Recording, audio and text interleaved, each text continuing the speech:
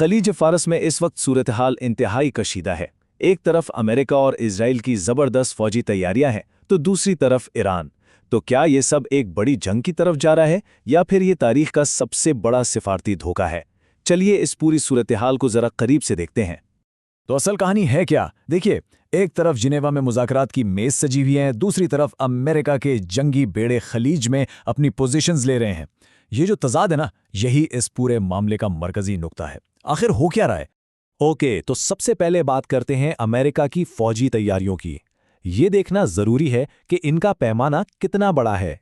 ये खित्ते की तारीख में सबसे बड़ी फौजी डिप्लॉयमेंट्स में से एक है।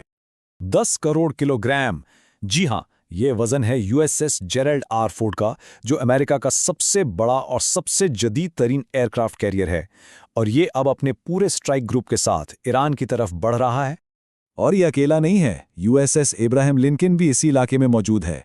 इसके अलावा 150 से ज़ायद फौजी कार्गो फ्लाइट्स के जरिए आला तरीन हथियार और 50 से ज़ायद एक्स्ट्रा लड़ाकू तैयारे, जिनमें F-35 और F-22 जैसे एडवांस जेट्स शामिल हैं, मिडिल ईस्ट पहुंचा दिए गए हैं। अब सोचने की बात यह है कि इतना महंगा फौजी साजो सामान सिर्फ दिखावे के लिए तो नहीं लाया जाता, ठीक है ना? तो फिर सवाल उठता है कि इन मुज़ाकरात का क्या मतलब है? यहां से ही असल कहानी शुरू होती है। सोर्सेस का कहना है कि ये मुज़ाकरात वो हैं ही नहीं जो नजर आते हैं। असल में ये धोखे का एक खेल है। एक जुमला है जो इस पूरी सिचुएशन को बेहतरीन तरीके से बयान करता है। मुज़ाकरात हमले से पहले की जासूसी हैं।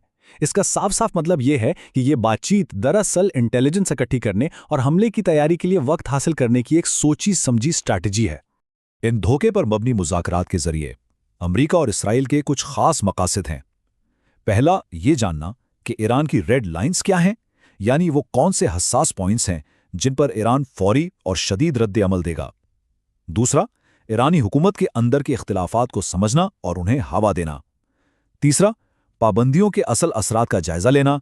और आखिर में सबसे अहम, ये अंदाज़ा लगाना कि ईरानी फौज का कॉन्फिडेंस इस वक्त किस लेवल पर है। अब आते हैं दूसरी तरफ। ईरान इस मुमकिन हमले का मुकाबला करने के लिए क्या कर रहा है? यहाँ ये समझना ज़रूरी है कि ईरान की फौजी हिकमत अमली रिवायती जंग से बिल्कुल मुख्तलिफ है। यहाँ एक कॉन्सेप्ट सामने आता है जिसे कहते हैं असिमेट्रिकल वॉरफेयर। मतलब बिल्कुल सिंपल है। अमेरिका और इजराइल के पास हैं महंगे हाई टेक हथियार जैसे कि एयरक्राफ्ट कैरियर्स, जबकि ईरान की स्ट्रैटेजी बिल्कुल उल्टी है। वो कम लागत वाले हज़ारों हथियार जैसे कि ड्रोन्स और छोटी तेज़ रफ्तार कश्तियों के झुंड इस्तेमाल करके दुश्मन के महंगे डिफेंस सिस्टम को थका देना चाहता है। एक अंदाजे के मुताबिक ईरान के पास तकरीबन 5000 तेज़ रफ्तार हमलावर कश्तियां हैं। और याद रखें, ये डेटा भी कुछ साल पुराना है, तो आज ये तादाद यकीनन इससे कहीं ज़्यादा होगी। तो उनका प्लान क्या है? प्लान बहुत सीधा सा है। पहले इतने ड्रोन्स और कश्तियों के झुंड से हमला करो कि दुश्मन का डिफेंस सिस्टम उन्हें रोकते रोकते थक जाए, उनके अरबों डॉलर के इंटरसेप्टर मिसाइल ज़ाया हो जाएं, और जब डिफाई निज़ाम कमज़ोर पड़ जाए तब एक बड़ा आखिरी फैसलाकुन मिसाइल दागा जाए।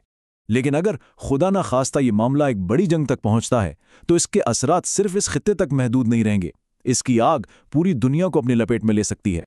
और इसकी सबसे बड़ी वजह है आबनाए हुर्मुज़ यानी स्ट्रेट ऑफ हॉर्मुज़। जरा सोचिए, दुनिया की तकरीबन 25% ऑयल सप्लाई सिर्फ इस एक तंग समंदरी रास्ते से गुजरती है। अगर ये रास्ता बंद हो गया तो चाइना, जापान, साउथ कोरिया और इंडिया जैसी बड़ी इकोनॉमीज पर इसका क्या असर होगा? हर जंग में एक वर्स्ट केस सिनारियो यानी बदतरीन इम्कान होता है। इस मामले में अमेरिका और इजराइल के लिए सबसे बड़ा खौफनाक ख्वाब क्या हो सकता है? अपने एक एयरक्राफ्ट कैरियर का डूब जाना। ये सिर्फ अरबों डॉलर का माली नुकसान नहीं होगा, ये उनकी आलमी ताकत की अलामत पर एक कारी ज़र्ब होगी। दूसरी तरफ ईरान के लिए बदतरीन मंजरनामा हुकूमत की तब्दीली और मुल्क का इराक और लीबिया की तरह एक मुस्तकिल खाना जंगी में चला जाना होगा। लेकिन इन इंतहाई बड़े नताइज के अलावा भी दोनों फरीक इस जंग के किसी भी अंजाम को अपनी जीत के तौर पर पेश कर सकते हैं, क्योंकि यहाँ जीत का मतलब दोनों के लिए बिल्कुल अलग है।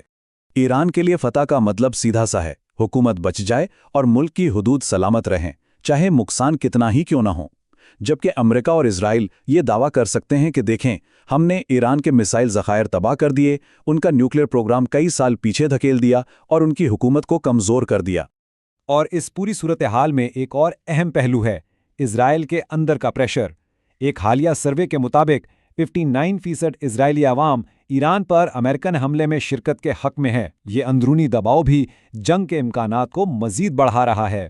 تو آخر میں سوال وہی ہے، جب فوجی تیاریاں مکمل ہیں اور مذاکرات صرف ایک پردہ ہیں، تو کیا آنے والے چند دن تاریخ کا رخ بدلنے والے ہیں؟ اس کا جواب وقت ہی دے گا۔